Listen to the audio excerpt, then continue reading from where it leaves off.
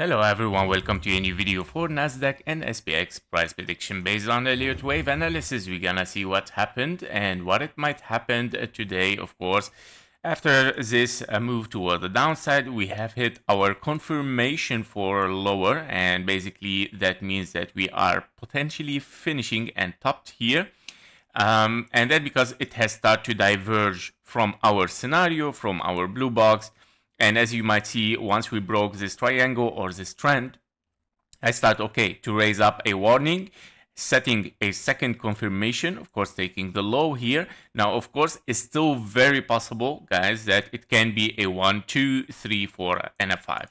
So higher confirmation again is taking again this low. This is like probability start to grow more and more, right? So we got the first probability here, like 50% we have topped.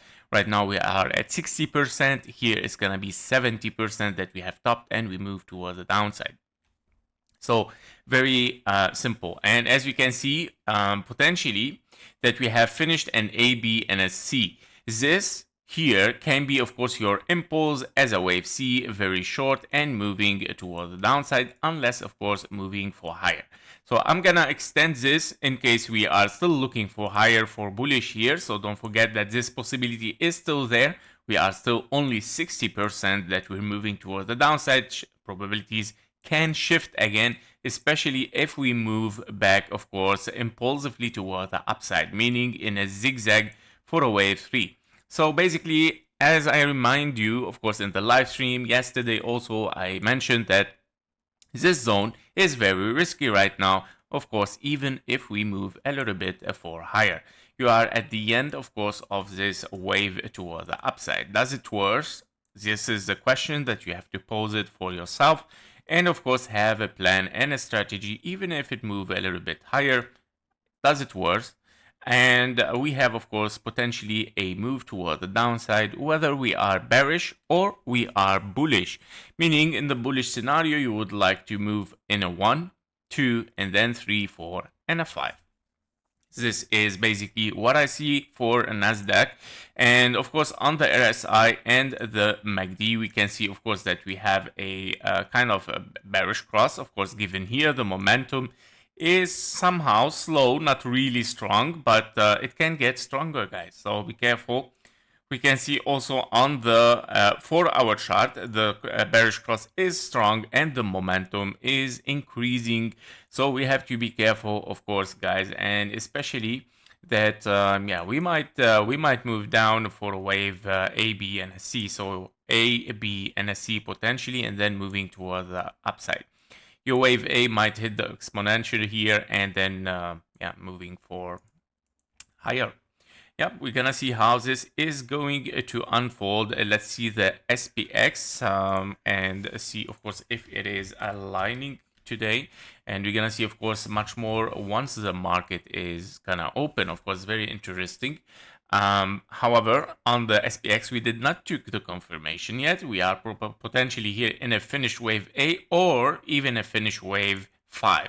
Basically, because you cannot read this very clearly, it might be an A, B, and a C. So a very small wave C here, finishing, of course, also internally an impulse or 1, 2, 3, 4, and a 5, correction, and then wave C. So we have to be careful with it unless we are looking at a deep correction for wave B again and then moving for higher later on. So this is what I see for the SPX, a little bit shifting from Nasdaq with the scenario, which it might be, of course, leading ending diagonal on the Nasdaq, while it can be, of course, a B and a C still for the SPX.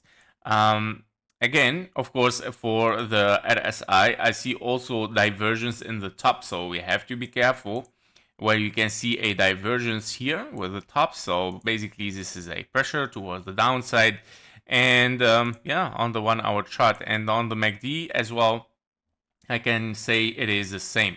We see some divergence in the tops and momentum, and of course bearish cross. So we have to be careful with it, right? So on the 4-hour chart for SPX, yeah, we are in a green momentum, but don't forget that the momentum is slowing down. You're very close also for a bearish cross, especially that you are under the 200 EMA here and that you might move towards the downside in high possibility, guys. Yep, so these are the update.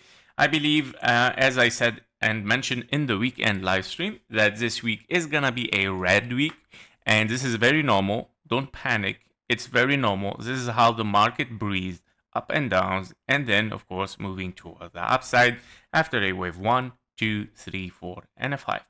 That was it for SPX and NDX. Thank you for watching. Thank you for your likes and comments. See you in the next one. Bye bye.